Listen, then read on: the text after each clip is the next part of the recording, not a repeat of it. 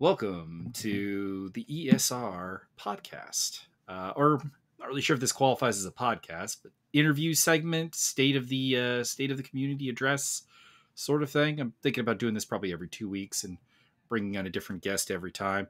Mr. C did this idea ways back with me, and kind of just fell by the wayside. Obviously, real life getting in the way for Mr. C, and figured I'd kind of bring it back. And my first guest in the revival here, if my phone would shut up, is one Justin Swan. You may know him as Sainted Placebo, but he is the man who runs the ESR Academy here in ESR, obviously, and Hello. is also a respected driver within the various series. He competed considerably in the GT Challenge series. He's in the 3D Speed series, although as a part-time entry, and probably is very eager to get back into some ACC fun once we get back to it, because he's been anti-race room.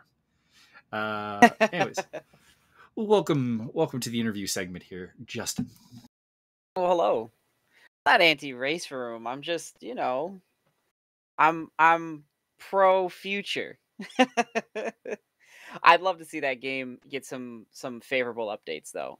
I absolutely would go back to it. I love the track selection on that is just fantastic. The GT2 series, I'm actually very excited to be doing. It's just I think the problem is that you have to ignore community sentiment when it comes to race room, because we've had this problem, of course, and any series admin can probably relate to the problem that you'll get. You'll put it up for a vote. What cars do you want to drive? What tracks do you want to drive? And you take in everything that people want. And then you realize they've voted for GT3s at Monza or, whatever, very, very standard stuff. And with Race Room, of course, the advantage is the depth of what's available. The niche cars, the oddities, the oddity tracks, things like, I keep saying it, Zhuhai, I wish would appear way more on the calendar. One, because I'm quite good at that track, but two, because it's really fun and we've had some great races there. And almost every time we, put up a fun race there or whatever, people are like, oh yeah, I remember this track. This track is awesome. Like, then why don't you vote for it? Yeah, I'm a big fan of the fact that it has so many tracks and so many places that other games miss or don't get the licensing for or don't get out to scan because, one reason or another. Of course, with travel restrictions, a lot of the stuff is going to be limited until that's freed up. But I would be interested in, and I know I've mentioned this before, and it's not something everyone is interested in, unfortunately, but I think it'd be really cool to just do a segment and go, we're going to do all the Asian tracks. Oh, but I hate this track. I hate Macau. Yeah, but when do you run it? Run it one time. Stop being a baby. But what'll happen is, people will just to say, yeah, I'm not going to do it, or they won't show up, and then the attendance is low, and then it takes away from the quality of the racing, and it's one of those compounding effects, Yeah, but that's the advantage of being on a sim. You don't have to do every race. You also get like people who just don't own those tracks. They bought the kind of mainstream stuff, unfortunately, and that's kind of what hampers race room, I think, in a big way, because if you're going to do, GT3 racing at Monza, like I said, then why wouldn't you do ACC is kind of the problem. Or why wouldn't you do, I know AMS2 has got pretty decent GT3 stuff, and or of course like an R Factor thing if you want to be a little bit more open with mods and so on.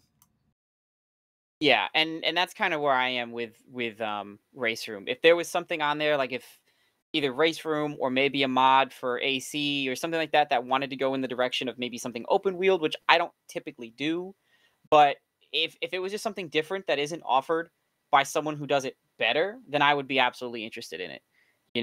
Not that ESR has a lot of oval guys, and iRacing's model is not very welcoming to getting people into it without taking a huge plunge.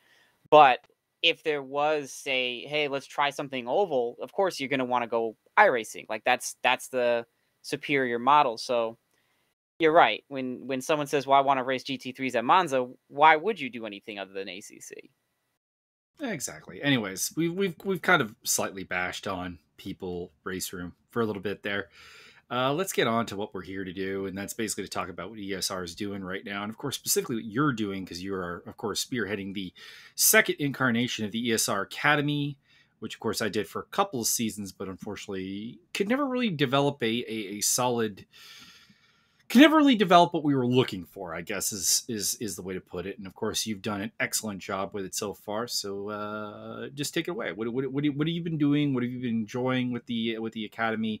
Uh, Anything you particularly want to see improve? Even just anything at all. This is kind of your pulpit for the matter. Well, I'm really lucky. I got a good group of guys that want to go out there and they want to interact with each other and they want to learn and they want to practice together, which is great. Um, Something I wish that I could improve on is having just a bit more free time during the time periods when people are trying to get on and do stuff because it's varied, everybody's doing different things. And so I see people go, oh, I'll get a room together. And I'm looking on my phone like, well, I can't do that right now. You know what I mean? So I feel bad about that. I wish I had a bit more free time and going forward in a future version or a future season, um, I'd want to try and see if I could find some extra structure. A big hit has been the track guide videos. I know that there's a million of those that you can find online. You can find, people like Jardier or um, Niles Nihome. I don't know how to say his name. The guy, the Neither do I. G2 Don't worry guy. about it. Yeah, the G2 guy. That's who I watched when I first started ACC to get a feel for the game. And they have great track explanations, but sometimes the way they talk about things is on a it's for an advanced driver or an intermediate driver trying to learn the next level. And so a lot of these track guides you find on YouTube, they skip over some of the more basic things and some of the more down to earth, like, this is how you should approach it from a very basic level. Um and so I think my to approach I has think always to a just been, degree, I think to a degree that actually replicates real life racing a little bit as well. Because if you think about like who the kind of like highly respected driver coaches are in real life motorsport, they tend to be guys who actually don't have a tremendous amount of achievements of their own. It's like an Anthony Davidson, for example, who definitely a good driver, made F1 uh, for a couple different teams, but not it's not come learn to drive with Nelson Piquet or something like that. yeah. It's guys who maybe have the ability to bring the mindset down a little bit to simplify things. Yeah, and I think that's where my strength lies. Like I have moments of glory. I can buckle down and I can push myself and I can put down an alien time here or there, but I'm no Stoffmeal if we're talking, ESR guys, you know what I mean? So for me, I remember what it was like to hit these different kinds of walls, right? And I think when you're a driver that's so far removed from that, sometimes it's harder to remember the steps along the way that you're so far removed from. You just don't remember that you struggled with this weird type of input. Maybe there's some, you know, the best example, and I'm going to use his name. I'm sure he doesn't mind. Sam was talking about a guide he watched. And this is way back week one with Monza when I had a bit more time to just sit there and buckle down and help him. Just heads up. We worked probably close to 50 hours over the course of the week, just practice, practice, practice. And, he watched a track guide and he goes, oh, this guy, oh, just trail brake, just trail brake through this corner. He says like it's so easy. And like people forget, like, newer drivers, they don't, that's a harder technique than you think, because it's not just, oh, roll off the brake. It's roll off the brake with the nuance of feeling the weight of the car shift and feeling the tires bite, and maybe you need to pump the gas here, or maybe you need to pump the brake a little extra, or there's so many different nuanced things that they skip over that. So my approach with the guides have always been just, here's a breaking point. Can you break deeper than the breaking points that I give? For most tracks, probably. You could probably break a bit deeper, but why would I set them up for that kind of failure? Because the technique they need is so far removed from where they're at. You know what I mean? Brake here, lift here, lift off your brake here, put on, get on the gas here. Because that's another thing. There's three major things when you learn. It's brake point, um, steering input points, and gas points. And I think, certain drivers, you'll notice when I watch back the replays of the races or practice, some drivers struggle getting on it soon enough. Maybe they're not confident that the car will hook up. And so when you give someone a finite point and say, oh, well, at this telephone pole, you should be full flat on the gas, all of a sudden they pick up a half a second a lap, because now they're like, oh, it does stick. So, that's been a big hit. And hopefully going forward, we'll have a catalog of it. But we'll see what happens. I know the car has been kind of contentious. I see the conversation. I So, think the car has actually been a good choice. Those who are unaware, they're using the Lamborghini Super Trofeo in ACC for the Academy. It's definitely a difficult car to drive. I've taken it out for a spin myself, of course. I've noticed that particularly the tire wear figures are quite high on it, considering what you're doing. Even when you have the pressures and the temperatures relatively correct, the tires do lose a fair bit of grip over a relatively short period of time. So you have like a lap on, lap off almost type of deal towards later yep. in the races. Even with the 40-minute format that is being utilized in the Academy, which is of course a really short race, which is interesting because it allow which is good for a couple of things. Number one, it teaches patience and tire management without having to go into like a 2-3 hour race, which is actually I think very good.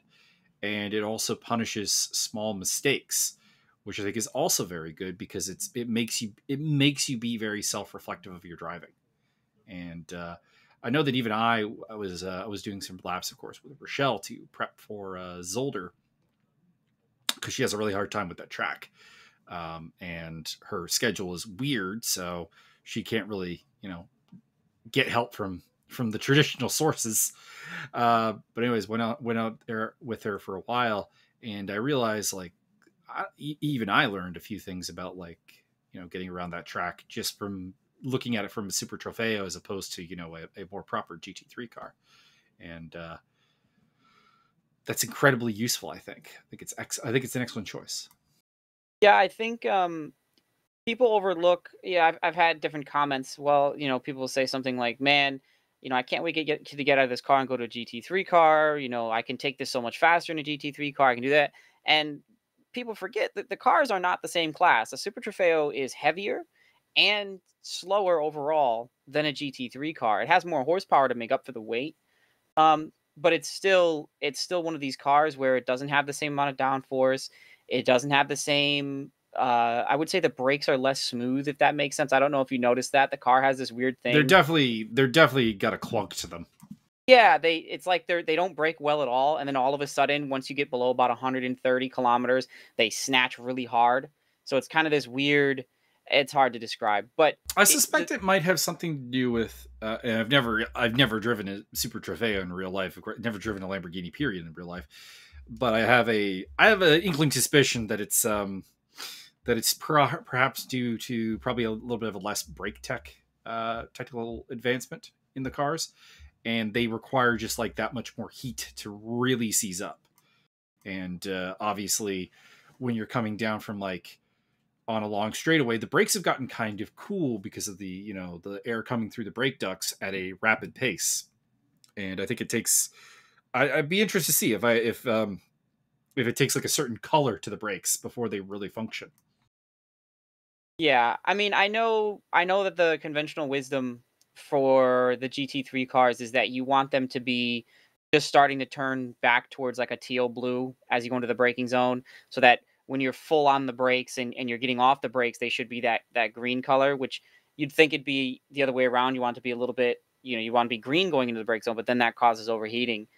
It could be that the Super Trofeo's brakes are just a little bit different, and they do need to be treated completely differently. I had that thought about the tires actually. I thought maybe the Super Trofeo's tires are weird and that they need different pressures than the GT3 tire. Like the GT4s need different pressures. Does the Super Trofeo need a slightly different pressure? But I tried experimenting with a few things, and yes, sometimes you could make the car a bit faster, or you could make the car behave a little bit differently that makes it faster. There's all these small tweaks, but I feel like at the end of the day, the struggles that people have with this car just comes down to you need to drive the heck out of it. If you aren't driving it hard, it wants to spin. Going through Zolder when I was practicing and trying to get a lap put together for the video, I had a weird issue where if I wasn't driving it particularly hard, the car wanted to spin. You get this really, really lazy spin coming out of sweepers and hard corners. And whenever I see someone spin in the academy, that's what I see happen is they get this really lazy spin, and it's like the slowest of slow motions. And I tried to tune that out as best I could for a while. Like I'd really compromise the tune to try and make it so it wouldn't do that. But then what happened is it didn't drive. It drove, and it might drive if you're kind of babying it. But then you have this problem where the better you drove the car, the worse the car drove. And I basically decided to myself that the wisdom should be like that doesn't build good habits because now you're teaching someone to drive worse in a way to try and compensate for a tune that forces you to drive slow. If that makes sense, it's complicated, but I guess my wisdom was we're just gonna put him in a situation. We're gonna give him a tune that's not impossible to drive, but that rewards you for driving it correctly. And if you want to make tweaks, you're more than happy to, but go out there and drive it. If you're having trouble getting it to stay straight, it's not the tune, it's not the car so much as the way that the car wants to be driven. It demands somebody to drive it. Chris Johnston said the same thing to me. He goes, "Man, this thing is bizarre. If you just kind of like, you're just lazy with it, the car doesn't like that. You really got to wring its neck." I think that's the word he uses. You got to grab it by the throat. And it's true. And there's definitely a couple drivers that I've seen have that typically drive like that have better results. Um, Andreas is a perfect example. And when he drives, he really tries to like push to the limit. And so, unfortunately, in the GT3 Challenge Series on Sundays, he was having trouble finishing a race because he would get into an accident, he would spin, he would hit something, and I think it was because he was go go go. I'm going to push because he has that time in him. Whereas with this car in the academy, he's a little bit more rewarded for that drive style because the car actually behaves better, when you push that hard. So I don't know. I have been thinking about if there's going to be I think it would technically be season 5. So if I would switch to a GT3 platform over it, and I'm not sure, maybe a spec GT3, change it up a little bit. I know a lot of people don't like mid-engine, so it'd be tough to see, but we could look into maybe like a spec series that's, front engine, rear wheel drive and see what goes with that. But the door is open. I'm open to suggestions, interpretations, and feedback to try and make it better. Do you have any thoughts on the drivers within the series that you want to use this venue to put out there, or not appropriate in your opinion? What do you mean by that? Almost like a report card of sorts, I suppose. Oh, I mean, some drivers have excelled and they've just really found time. They've put a lot of effort in, and we see gains. Let me hear. I'm just gonna pull up a quick list here so I can get this right. We had a couple standouts that just they came in with a little bit more experience. They were already going to be at the top of the class, but they've been able to fix some of their problems. So Andreas, he had a problem with consistency and spins and contact. And throughout this series, other than an issue with having his connection drop, electrical gremlins and whatnot. But other than that, he has gotten way, way more consistent. He's able to put together a race pretty much from start to finish, and all the while his times have gotten better. So he's one of those that I have my eye on as like one for the future, so to speak. I think giving him another 6 months of just racing on ACC, racing on other platforms if he so chooses, I think he'll be one that once he can put together his speed and find where he's comfortable racing at, like a pace that he can push at but he's still comfortable at, I think he'll be one that we're going to see kind of like a Javi, where all of a sudden they're just, oh, hey, he's top 10 now. Or, oh, wow, he just, he's finishing, top 15 every single race, which is a far cry from where he started. Because I think the Sunday Challenge was his first one, his first series on ACC. And you ran that, so you know how he even improved over that course. Yeah, very, very rapid driver. Just needed to kind of settle down and find a little bit of consistency. And sadly, technical problems are probably going to be a constant thorn in his side. But he definitely has me looking over my shoulder to see him coming up. I know. I feel like there's certain times where I'll put down a lap and say, okay, can you go out and hit this? And he beats, and I go, oh crap, I gotta go and do a faster lap then because I can't have the instructor beaten that easily, right? But Another driver from a different part of the spectrum. I think he missed last race, but he has shown improvement and he has been trying to come out and practice. Is Raga? I believe his last name is Gaio. He's good. He's good because he's brand new. He's coming to it. He's putting the hours in. He's putting the effort in. He's asking for help, and he went from someone who had multiple percent standard deviation on his lap times. I'm talking, his first race with us, I think he was somewhere like 6 or 7% at I least, maybe can 8. I can pull up the numbers here if you want. I've got the stuff here. Let's see here, stats. Gaio. 25%. So yeah, a considerably alarming number. Yeah. And I want to say he pulled that down to within like 1.5% the last time he finished a race with us. I'm pretty sure. I posted the numbers in the in the Discord channel for the study hall. If I scroll up here, I'm sure it'll come up. He brought it down to 6.33% last time he finished, which still at the extreme end, but I mean the improvement there is obvious. It's an 18-19% improvement. Yeah, he's pulling it together. He's figuring it out. I know he missed last race, and he had an unfortunate DNF in the race before that. But I hope if he sticks with it, I think he has a lot of room for improvement because that's a big jump to make that quickly. Some drivers it takes a long time, especially given the track comparison. Because of course, round 1, for those unaware, was at Monza, and then round 2, which is the one that we're comparing to, is at Brands Hatch. And Brands Hatch is usually a track that leads to a higher deviation, if anything, because you have a number of blind corners there. Forgive me, British people, if I'm messing up any of these corner names, but I do believe it's Sheen Corner, that of course is very much a blind corner.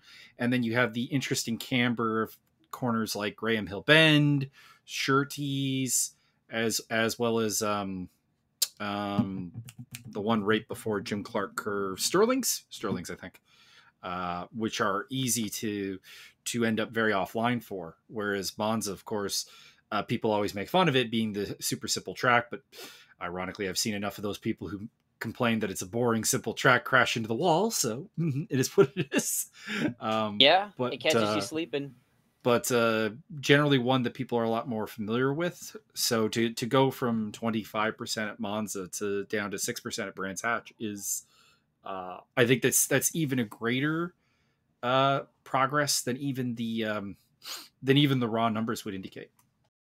Yeah, and I'm looking at some other interesting stats here just to try to get some high points for some other different drivers. Cliff, he averages 10th place in qualifying from what I can see here, but his average finishing position is 4th. So that's a racer. That's a big jump, Another driver, one of the many Davids of the series, registered under David. Oh no, that's not David James. David Nelson. It's David Nelson. He right now he has the highest points total in the race, but he's never qualified on pole. His average qualifying position is 6.8, so almost 7th, and his best qualifying period, it was only 3rd. Sorry about my phone. So he's also that's hard racing. He's fighting his way forward. If we want to talk about some of the other guys that follow that mantra of, you don't have to be the fastest because you have to finish before you can, how's that go? To finish first you must finish. Well, some guys take that just through the whole race, even if they're not going for first. So another shout out would be to Ryan Gonzalez and Sam McIntyre. Both of them are excellent drivers. Excellent for the stage that they've put in, like the amount of effort they put in, they're getting out an excellent amount of success. Sometimes it feels slow. I know Sam was frustrated. He has trouble. He's new to this. He's coming from other competitive games where, he's already done the grind on other things before, so he's expecting a certain speed of which he's going to get up to speed. I think that's the key. I think that is the key. That's even experienced gamers come to sim racing and they find that the the curve of learning is not necessarily as steep or as linear as it is in other games. Yeah, racing has a lot of plateaus, and a lot of drivers, they've hit a plateau, early going into this series. They might have already been at that first plateau and they're looking to break through it. That would probably be someone like Ryan. He's raced with Travis's crew NSA for quite a while, and he's a solid car 3 driver for them. So, the B car, the C car, whatever you want to call it. And he always finishes. He always runs the same. He's a metronome. He runs the same lap time every single lap. But he's got to try and find a little bit more pace in a car. If he could improve by maybe half a second, right? The fact that he's so consistent, if he could just carry that half a second over the course of 15 laps, he'd be doing a lot better. And so I'm rooting for him because I think he just needs to break through that glass ceiling to get to the next level of what he's doing.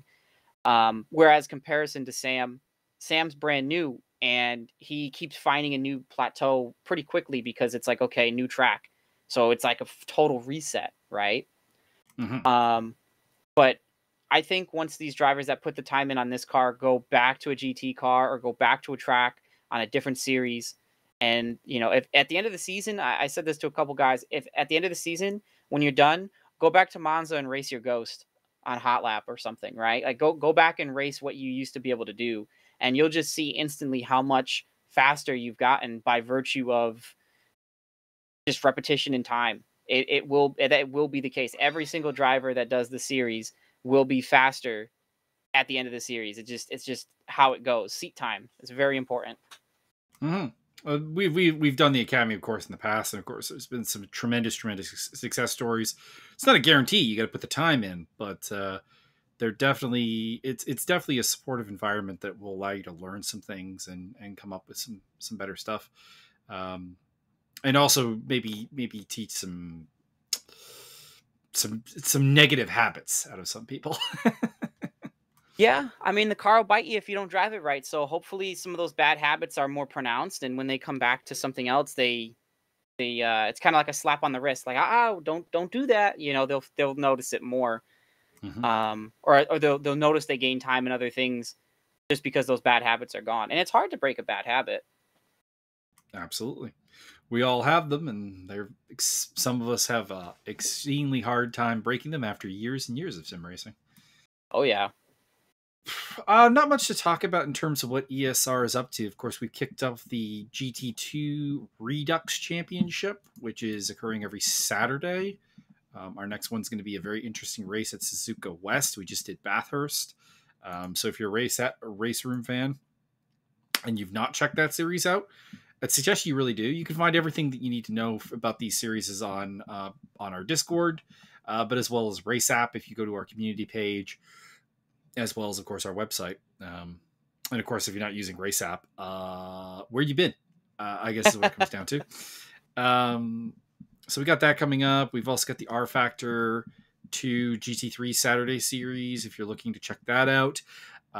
They're going to Istanbul Park for their second round this weekend. So not gonna lie, I've not played a lot of R Factor 2, but I'm a little tempted because Istanbul Park, of course, is absolutely a favorite track of mine that obviously is seldom in sim racing games. Oh yeah. Mostly because it was used as a car park until relatively recently.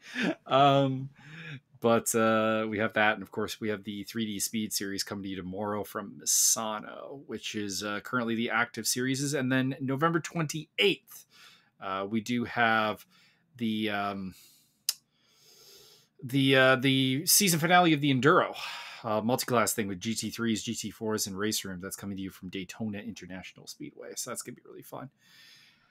All right, let's move on to the real motorsport here for a moment, because this is something that obviously as sim racers we follow and we enjoy. And of course, this weekend we're recording this on Tuesday, and of course last Sunday at Istanbul Park, Lewis Hamilton became the 7-time world champion of Formula One, tying the record of Michael Schumacher and sparking all kinds of pandemonium and all kinds of debate about who the greatest of all time is, and I tend to stay out of the GOAT conversations because I find it really hard to find a logic when talking about GOAT drivers, to be honest. But if you believe Lewis Hamilton to be the GOAT of all time, I can't deny. I mean, the man does have the most race wins of all time. He's now tied for the most titles, and there's an obvious dominance there. And he's built that.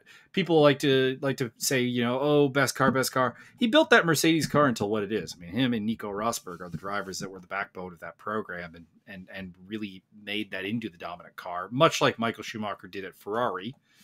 And Sebastian Vettel at Red Bull. So it's I guess the thing I've always said is that whenever anyone brings up the car thing, it's name me a multi-time world champion who never had the best car. Like that's yeah. I fully accept that there are like individual champions, like 1982 KK Rosberg winning in the Williams Ford. Like that wasn't the best car on the grid, but that also required both the Ferrari drivers having their careers ended. One in a fatal way and one in a physically crippled way to win that title. So maybe not even a great example there.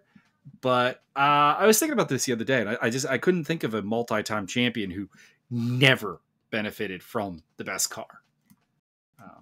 But that was just me. No, I agree with that sentiment. It in a way, I had a conversation about this recently as well, and the thought that the sentiment that it left me with is, obviously these drivers are all fantastic drivers. You don't get to this sport without being absolutely fantastic. Well, not anymore. There have been times before the super license became a thing where I'm not going to lie, the lack of junior credentials had to be brought up. Like people talk about Lance Stroll being terrible. I'm like, you guys know nothing about Giovanni Lavaggia and Gaston Mazzacani, I take it. Yeah. So not to take away from any driver's skill, because they, at this point, you're correct with the super license. They all are very skilled drivers, but it's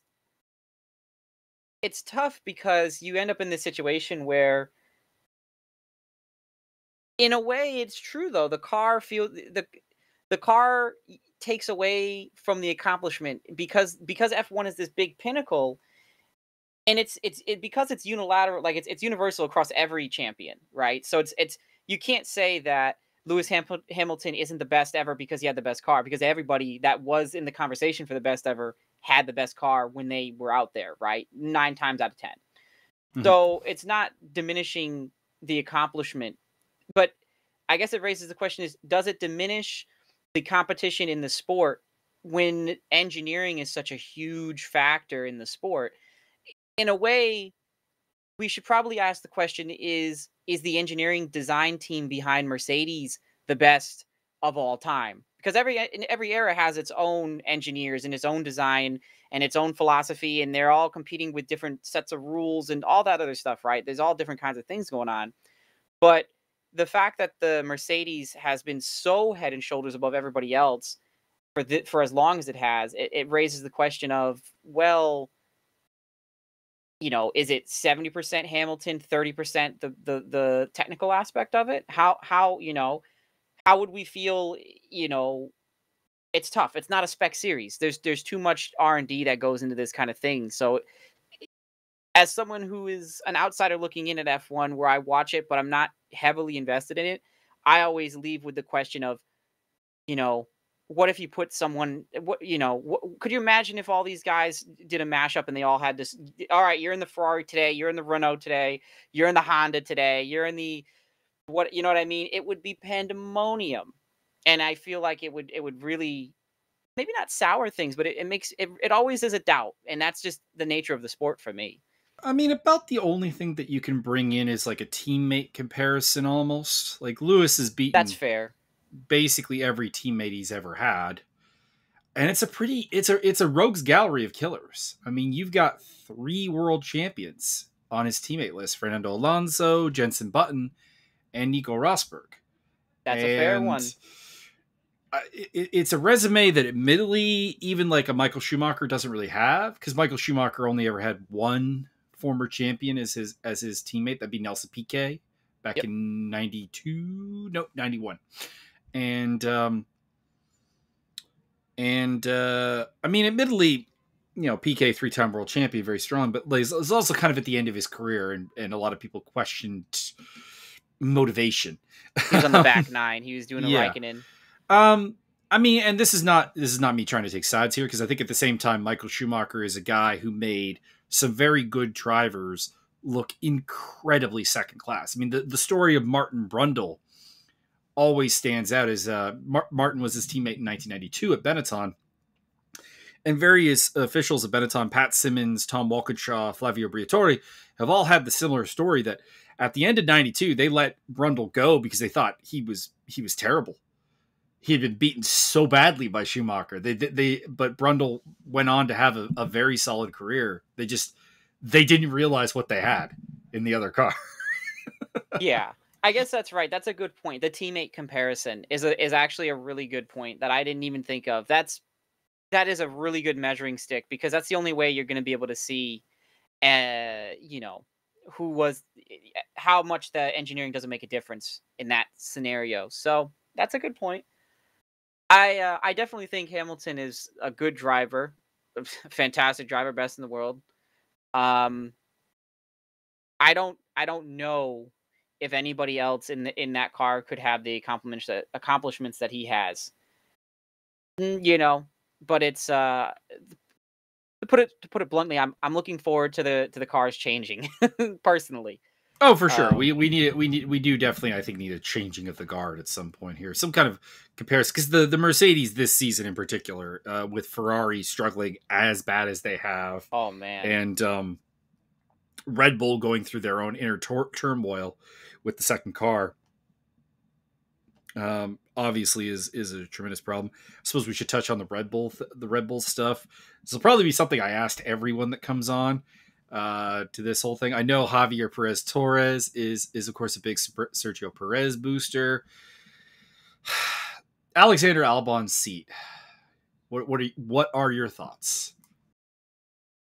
Oh man, I don't think he's. It's tough because I feel like I don't think he's a bad driver. I think he's had little splashes of greatness, and then there's sometimes. I forget if it was Portugal. Was it Portugal recently? He seemed kind of dead, or wasn't.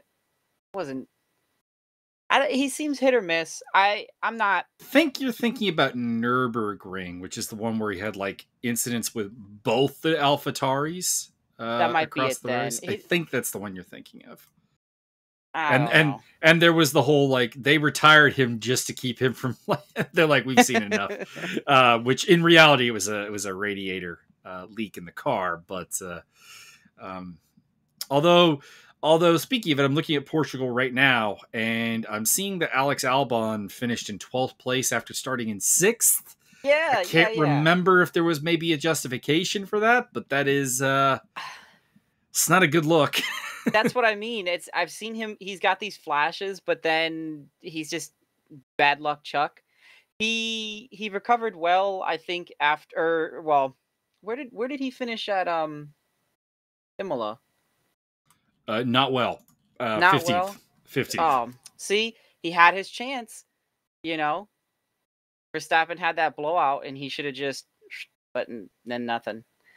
I think I saw a report a few weeks ago that they were looking at oh God, what's his name?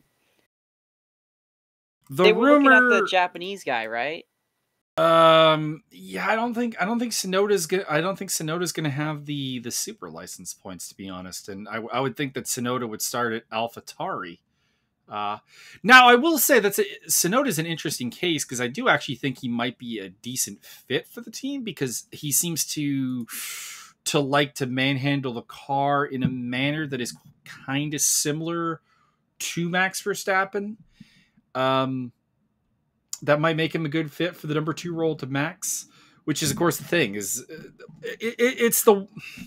I have a number of issues with Max Verstappen. We'll put that out there, and the Dutch viewers can download the video or whatever. None of it has anything to do with my perception of his talent as a driver. it all has to do with the fact that he is such a singular talent in not the speed, but in what he wants from the car, that I almost think virtually any driver they put in that seat is going to look quite bad. And personally, I think Nico Hulkenberg is probably the best bet, or is probably the best fit for the seat. And the reason is that I think that Nico Hulkenberg is actually a fairly adaptable driver. He can drive various different styles of a car. And I think the other thing that really has to be kept in mind is that how many young drivers are you going to chew up beside Max Verstappen before you've ruined the Red Bull Driver Academy? Eventually. Yeah, that's true. Because the second seat you've has kind always of been like, yikes. Yeah, you've kind of ruined Gasly. Even with Gasly's win at Monza this year, no one really talks about him as a future world champion or anything, which is bizarre because I mean he did what Sebastian Vettel did effectively without rain, and that should be his ticket to like some hype train. But because he got embarrassed by Verstappen so much, there's no hype. And like Albon's now in the same boat. It's like, do you go with a third young Red Bull driver, or you just go with a veteran who, at the end of the day, callous as it may be, you don't care if Max Verstappen eats them up. I don't know. It's tough. I think there's definitely some drivers that are in a position to hit that next level. I've been really hyped watching Gasly and is it Kvyat at, what was it, Imola? They were out there just wheeling and dealing, and then he had an electrical problem or a transmission problem. One of them had to retire real early. So I think AlphaTauri, they get sold a little short, but I think it'd be interesting to see if they just go, what I'm looking for, get them out of the shadow of Red Bull, basically. Okay, so kind of like let them do their own thing. Because if they're just a feeder, I mean, the problem is that the same pocket pace for both teams, and asking them to to give them equal funding is rough. It's a rough ask. It's a tough ask. Rough ask. But I do think I've seen a couple glimpses of greatness is what I'm saying. As someone watching that, I was like, man, there's a shimmer in there. There's a shine. Let's get some polish on it, So we'll see. It's, it's interesting. I don't have the graphic anymore, but I saw a graphic talking about the average pace of each car over the course of the season, like how much it's closed up, as a slightly different talking point. And I think was it the Renault or the McLaren that had just this huge R&D just right up from like almost last to third or fourth best car in the grid? I believe that would be Renault, because McLaren started the season on actually probably on a higher point than they are now. I think Norris picked up that podium very early, or Sainz, can't remember. I'll pull up the results here. Since I had Albon's Wikipedia page up, it's easy jump over here. Let's see here, the McLaren. Yeah, results. Norris had that podium real early. Yeah, Lando Norris had the podium at the Austrian Grand Prix and was fifth at the Styrian Grand Prix, and Sainz for his was fifth and ninth there. So yeah, definitely. I think you're probably talking about Renault, because I'm looking at the Renault results here, and it's definitely been an uptake lately, of course, with Daniel Ricciardo taking those two podiums at Nürburgring and Imola, of course, getting himself up at a sixth in the standings. Yeah. I'll be interested to see what he can do with McLaren next season, just because I have a lot more faith in McLaren to produce a good car consistently. I've always been puzzled by Renault's continual desire to go back to Cyril Abiteboul as their team principal, because for the amount of money he's been given, I think he's just never done a very good job, in addition to being a complete dick. But I think we'll call it there. We've been we've hit our 45-minute kind of suggested limit, and thank you to Justin for coming on, and we'll probably have him on. We'll probably have you on again, I would think. Oh, by all means. Hopefully we can get something else in the works and I'll have something new to talk about.